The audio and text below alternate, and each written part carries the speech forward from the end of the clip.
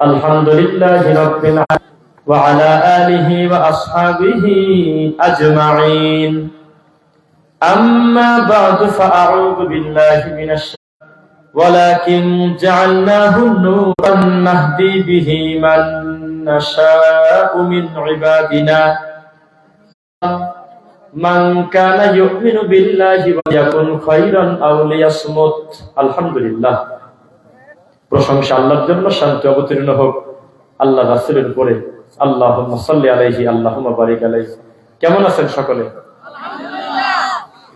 খুব বেশি লম্বা সময় আপনাদের কষ্ট দেব সেটা নয়, তবে যত সময় আমরা পারবো ইনসাফ ভিত্তিক দুইটি কথা বলার চেষ্টা করব ইনশাআল্লাহ। আজকের এই মাহফিলটা হচ্ছে, এই মাহফিলকে সুন্দর করার জন্য যাকে প্রেসিডেন্টের চেয়ার দিয়েছেন তিনি নিজেই একজন আলেম, আলহামদুলিল্লাহ। এটা আমাদের দেশে মাহফিলগুলোতে গতানুগতিক দেখা দেয় না, বিড়িখোরদেরকে বানায় সভাপতি। খুশি করার জন্য পদ দেওয়া লাগে, উনি কিছু টাকা দিয়ে। মানে তো প্রিয় ভাই অনুজ সাহেব ওয়াজ করলেন, তারপরে আব্দুল্লাহ রাসেল ভাই বক্তব্য দিয়েছেন, তারপরে ওমর ফারুক বিন সাইফুল্লাহ বক্তব্য দিয়েছেন। প্রত্যেকের আলোচনা আমি শুনলাম। আমাদের সম্মানিত প্রিয় বাবাদি মাওলানা আব্দুল মালিক হাফিজাহুল্লাহ মনোযোগ দিয়ে শুনেছেন। এটাই একজন আলেমের বৈশিষ্ট্য, আলহামদুলিল্লাহ। যতই কথা বলি না কেন ভাই, দিন শেষে আলেমদের থেকে বিচ্ছিন্ন থাকলেই আপনি জাহিলিয়াতে ডুবে যাবেন। এই যে কাছে বসেছে, আবার আমি আমার আলেমদের এই সুন্দর ভালোবাসার দরকার আছে কিনা বলেন? দরকার আছে। যাই হোক, আল্লাহ সুবহানাহু ওয়া তাআলা যিনি সহসভাপতিত্ব করতেছেন, আল্লাহ আব্দুল রাজ্জাক সরকার সহ আমার আগে পরে যারা আলোচনা করেছেন, উপস্থাপক সহ সকলকে তুমি দিনের জন্য কবুল করো, আল্লাহুম্মা আমিন। মানুষ দেখবেন যে বক্তা যদি জেলে যায়, আমাদের দেশে বক্তা হিট হয়ে যায়। কি কারণে গেছে সেটা বড় কথা না, বক্তা জেলে গেলে বক্তা হিট। মানুষ মারি দিলে ড্রাইভার পাকা, এরকম একটা কথা সমাজে প্রচলন আছে। দেখবেন যে 6 মাস জেল খাটছে, 3 বছর ওয়াজ করতেছে, শুধু জেলের গল্পই কয়। তা আমরা আমাদের ব্যক্তিগত কথা বলি না। যদি বলতাম আপনি হজম করতে পারতেন না, পরিস্থিতি কত কঠিন। একটা রানিং মাহফিলে বক্তার কলার ধরে নিয়ে গিয়ে একটা আলেম মানুষ মাথার উপরে পাথর মারা, লাঠি পিটা, এই যে ছেলেটার মতো সবকে মারতে, কোথায় বাস করতেছে আমরা বলেন? এটা একটা স্বাধীন দেশ। এই স্বাধীন দেশে গাঁজা খাওয়া স্বাধীন, এই স্বাধীন দেশে লালন সঙ্গীত স্বাধীন, এই স্বাধীন দেশে গাঁজা খাওয়ার কোনো নীরবতা নিষেধ নাই। এই স্বাধীন দেশের আবুল সরকারদের কোনো অসুবিধা নাই। স্বাধীন দেশে প্রকাশ্যে আল্লাহকে গালি দিচ্ছে, কোনো অসুবিধা নাই। কিন্তু কোরআন হাদিসের দাওয়াত দিতে গেলে আমাদের মতো টুপিওয়ালা ভাইরা আমাদের আল্লাহর ঘরটা পর্যন্ত তালা দিয়ে দেয়। কোথায় আছেন আপনি? দিন দিন কোথায় যাচ্ছেন আপনি কিছু জানেন না। বংশগতভাবে সহজে দিন পাওয়ার কারণে আপনি জানতে পারেন নাই। আল্লাহর তাওহীদ মেনে নেওয়ার কারণে অন্ধকার থেকে যারা আমরা উঠে এসেছি, আমাদের প্রতি কি পরিমাণ নির্যাতন তারা হিসাব নেই। একজন রফিক বিন সাইদ কিভাবে রাস্তার উপরে পিটায় বন্ধ করা যায়?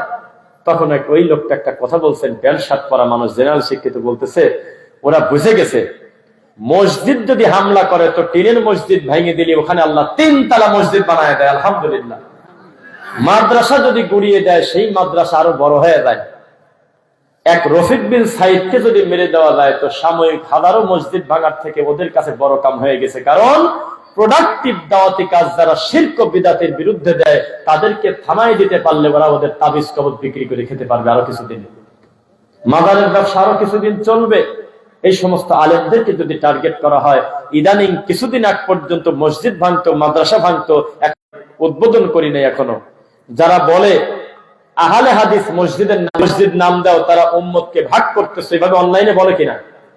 কথা বলবেন না কেউ? টাকা গোনার সময় কোনো কথা বলেন না, কথা বলেন না, নিষেধ করতেছি। এখান থেকে ফাঁকা চলে যান টাকা গোনার জন্য। আমাদের উপরে একটা অপবাদ দেয় যে আমরা নিজেদেরকে আহলে হাদিস মসজিদ বলে উম্মতকে ভাগ করছি, বলে কিনা? অথচ এই মুহূর্তে আল্লাহর ঘরে তালা জ্বলতেছে, মৌলভীবাজার আউশকান্দি, সেই মসজিদের নাম আহলে হাদিস ছিল না, ছিল হলো সালাম এডুকেশন সেন্টার। নিজের রক্ত ঘাম করে পানি করে লন্ডন প্রবাসী জবরুল মিয়া নামে এক ভাই, তিনি লন্ডন থেকে তার উপার্জিত প্রায় অধিকাংশ অর্থ দিয়ে আল সেন্টার, নামটা ভালো না মন্দ, এটাকে দলীয় নাম দেওয়ার পরেও আল্লাহর ঘরটা এখন পর্যন্ত রানিং, তারা চলতেছে, তারা নামাজ পড়তে দেবে না। এই হলো আমাদের সমাজের চিত্র। নামটা বড় কথা না, বড় কথা আপনি যদি সমাজে রাসূলের পদ্ধতিতে চলেন, সুন্নাহ অনুসরণ করে চলেন, অটোমেটিক বিদাতীদের থেকে আপনাকে আঘাতপ্রাপ্ত হতে হবে, আপনি বাধ্য, কোনো পথ নাই। ইউরিদুনা লিইউতফিউ নূরাল্লাহি বিআফওয়াহিহিম ওয়াল্লাহু মুতিম্মু নূরিহি ওয়ালাউ কারিহাল মুশরিকুন কাফিরুন জালিমুন ওয়া কুলিল হাক্কু মির রাব্বিকুম ফামান শাআ ফালইউমিন ওয়া মান শাআ ফালইয়াকফুর ওয়া লা তাকফু মা লাইসা। তবে শেষের দিকে বললাম 17 নম্বর সূরা সূরা বনী ইসরাইল। কিভাবে চলবে তা জানি না, ইসলাম চলবে দলিলের ভিত্তিতে। কিসের ভিত্তিতে? ইলমের ভিত্তিতে চলবে। যে ব্যাপারে তোমার এলেম নাই সে ব্যাপারে মন্তব্য করো না। আমার কথা বলতেছি, কষ্ট হচ্ছে বাম পাশের মাথায়, এরপরেও আমি দুইটা কথা বলবো। বাড়িতে যাওয়ার সময় আমার মনে হয় এই দুইটা কথা শুনে যদি বাড়িতে যান, মনে করে আপনার মনে হবে ইনশাল্লাহ আমি কিছু নিয়ে যেতে পারলাম। এক, খুতবা দিচ্ছে আল্লাহর নবীর সাহাবী, খুতবা দিচ্ছে হলে একজন রাষ্ট্রের শাসক, তিনি লাঠি হাতে করে জুমার খুতবার মতো করে ঈদের মাঠে খুতবা দিচ্ছে সালাতের পূর্বে। এই দৃশ্যটা আব্দুল্লাহ, আমি আমার এই দুই চোখ দিয়ে আমার নবীর জীবদ্দশার নামাজ আগে পরে খুতবা, আমি আপনাকে আগে খুতবা দিতে দেব না। উনি বললেন যে ঈদের নামাজের পরে লোকজন উঠে চলে যায় সালাম ফেরানোর পরে, এই জন্য সুযোগ পেয়েছি দুইটা কথা বলে দেই। উনি বলল যে না, আমি কথা করতে দেব না। জুব্বা ধরে টানতেছে, তারা একটা বেদাতকে কি পরিমাণ ভয় পেতেন, অথচ কাউকে গালিও দেয় নাই, কোন নতুন কিছু বিধানও চালু করে নাই, শুধু বলছে যে আমি জাতির জন্য কিছু উপদেশ দেই। উনি বলতেছে আমি পদ্ধতি নবী থেকে যেহেতু পাই নাই, উনি বলেছেন লা আজান আজান নাই, ওয়ালা নেদা ডাকাডাকি নাই, ওয়ালা একামা একামত নাই, ডাইরেক্ট আল্লাহু আকবার বলে আগে সালাত হবে, তারপরে বাকি কথা। আপনি খুতবা দিলেন কি কারণে? তখন বসে গেছেন। সবাই আমার দিকে তাকান। 3442 মিশকাতুল মাসাবি সহ 26টা সিরিয়ালে হাদিস, 11টা riwayat। রাসূল বলেছেন, সাহাবী বলছেন যে আমরা আলোচনা করতেছিলাম এক জায়গায় যে মুহাম্মদ সাল্লাল্লাহু আলাইহি ওয়াসাল্লাম এক মুদ পানি দিয়ে তিনি ওযু শেষ করতে পারেন। এক মুদ মানে কয়শো গ্রাম ভাই? 600 থেকে 700, 600 থেকে 700 গ্রাম। এটা কয় গ্রাম? 500 গ্রাম।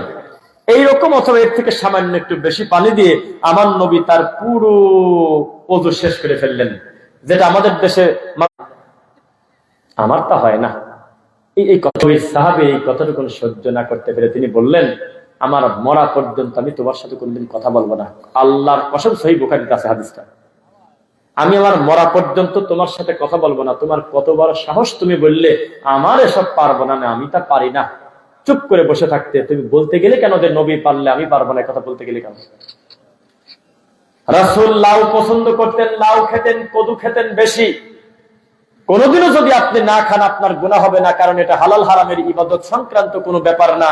তবে কেউ যদি মনে করে লাউ দেখলে আমার রাগ হয়, এই কথা যদি হাদিসটা বলার পরে বলে, তখন তার ব্যাপারে নবীর সাহাবী বলতেছে শিরকের ব্যাপারে আমরা বেশি কঠোর না সাহাবায়ে কেরামের আখলাকে সুন্নাতে এত কঠিন ছিলেন, বিন্দু মাত্র আমার নবীর বিরোধিতা করতে তারা ছিলেন না। এমনকি উটের রশি পর্যন্ত ছাড়তো না, এমনকি আপনার যাকাতের দড়ি পর্যন্ত ছাড়তো না বস্তার। যা যেভাবে আমার নবী আমল করেছেন সেভাবেই তারা আমল করতেন। এর নাম হলো সাহাবায়ে কেরামদের মানহাজ।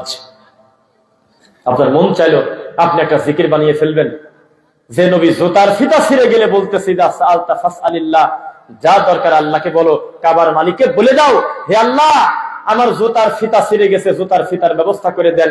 এই কথা পর্যন্ত আল্লাহকে বলা যায়। আর আপনি মরা মানুষকে সেজদা দেবেন আর আমি অসুবিধা নাই, কোথাও লেখা নাই। এটা একটা মীমাংসিত শিরক। কি শিরক বলেন? যে মরা মানুষের কবরে সেজদা দিলে খুব একটা অসুবিধা নেই, এরকম কথা কেউ বলেনি।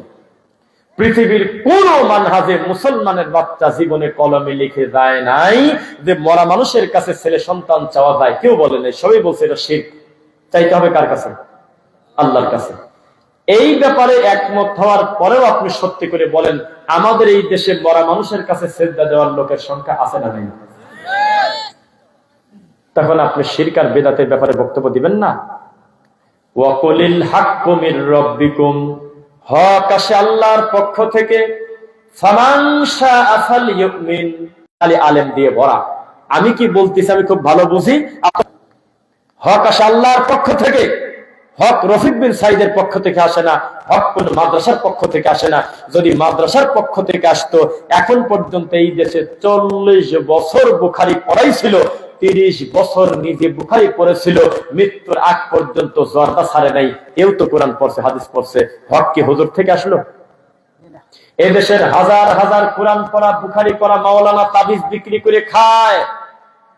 হক যদি মাদ্রাসা থেকে আসে, কিতাব থেকে আসে, এই লোকটার বহু আগে তাবিজ পর্যন্ত তার মত খাবো না গো আল্লাহ। মন থেকে বলেছে, বলা তো মত খাওয়ার গুনাহ, গুনার গুনাহ ক্ষমা হয় নাই, শুধু ইউবাদদিলুল্লাহু সাইয়্যাতিহিম হাসানাত, অতীতের ঘটে দেওয়া সব পাপকে আল্লাহ নেকি দিয়ে পরিবর্তন করেছে। ইন্নাল হাসানাতি ইউযহিবুনাস সাইয়্যাত, তওবা ছাড়াও যদি লোকটা বেশি বেশি নেক কর্ম করে, তার অতীতের ভুলগুলোকে আমার আল্লাহ মুছে দেয়। আল্লাহর দয়া কত বেশি। কোনদিনও তওবা করলেন না।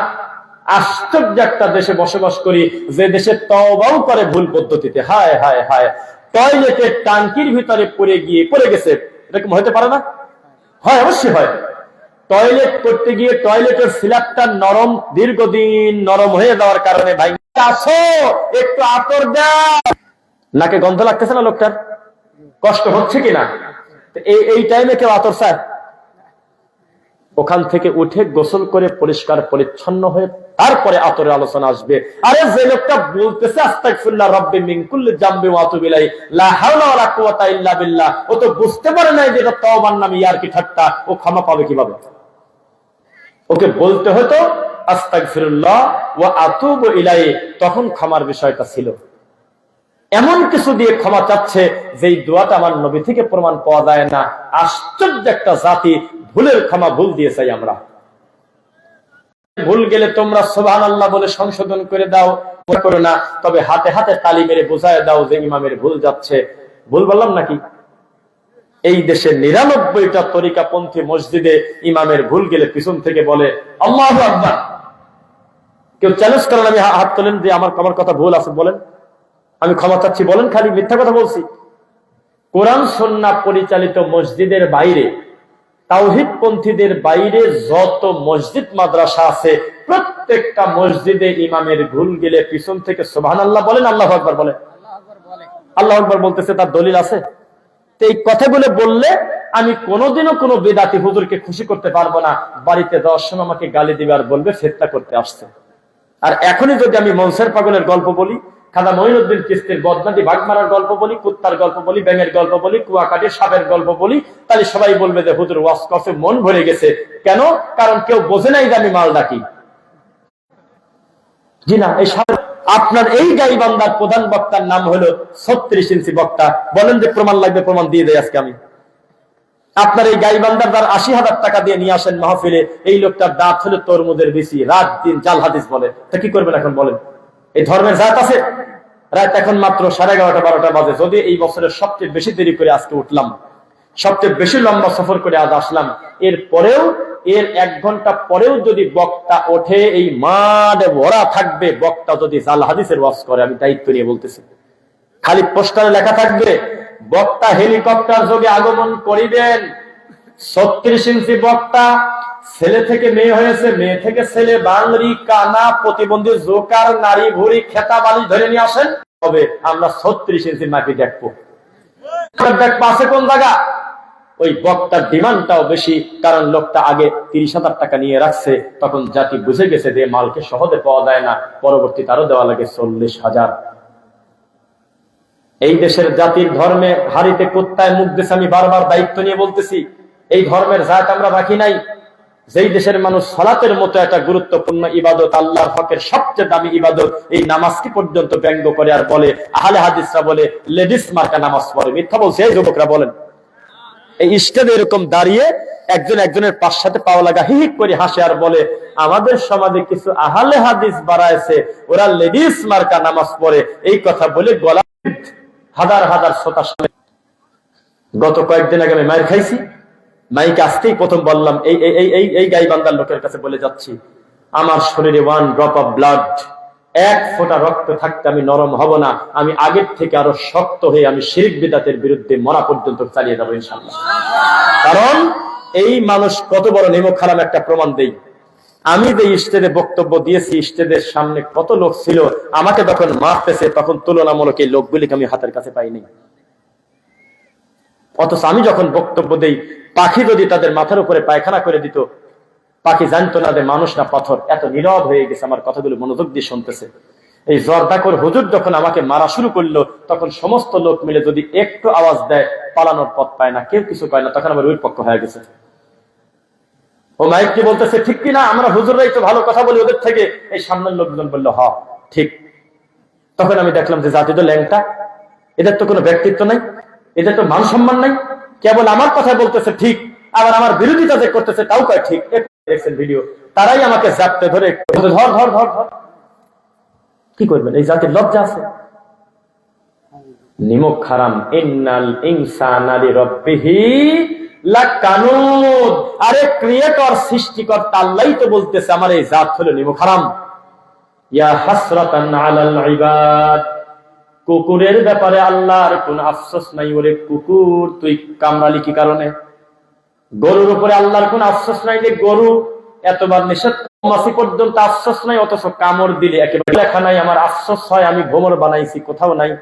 তবে ইয়া হাসরাতান আলাল ইবাদ, আল্লাহর নিজেরও আফসোস হলো তার বান্দার প্রতি, দাসের প্রতি। যারাই সমাজে বেশি ভালো কাজ করতে আসছে, দিনের অথবা দুনিয়ার, কাউকে এই জাতি রক্তাক্ত না করে ছাড়ে নাই। আমি যদি আমার সম্মানিত ওস্তাদ শেখ আব্দুল মালিক হাফিজাহুল্লাহর হাত ধরে 5 মিনিটও জোরাজোরি করি, আমার ধারণা তার হাত কাটবে না। কাটবে? হাত যদি ধরে যদি বলি ওস্তাদ যে আসেন একটু খেতেই হবে আপনাকে, অথবা রাগ করেও যদি আমি টানাটানি করি, তার বড় ক্ষতি হবে না। আমি যদি ভদ্র মানুষ হই, আর আমার হাতে একবারই টাচ করে টান দিয়েছে, হাতে চাকু ছিল না কি ছিল জানি না, মুহূর্তের মধ্যে কেটে গেল। পাথর আসলে কোন জায়গা থেকে? আমাদেরকে বারবার বলা হলো না, আমি এখানে মামলা করার জন্য আসিনি, এই কাম আমার না। আমি এসেছিলাম দিন প্রচার করার জন্য। মায়ের খেয়ে মরে গেলেও আফসোস ছিল না, তবে যেহেতু বেঁচে আছি, আমি আবার আরেক গ্রামে গিয়ে দাওয়াতে কাজ করি, আমার এইগুলি নিয়ে করে থাকবো না, আমি আমার কাজ না। এই কথা বলে চলে আইছি। ভুল করছি নাকি? ওর পিছনে পড়ে থাকবো নাকি আমি?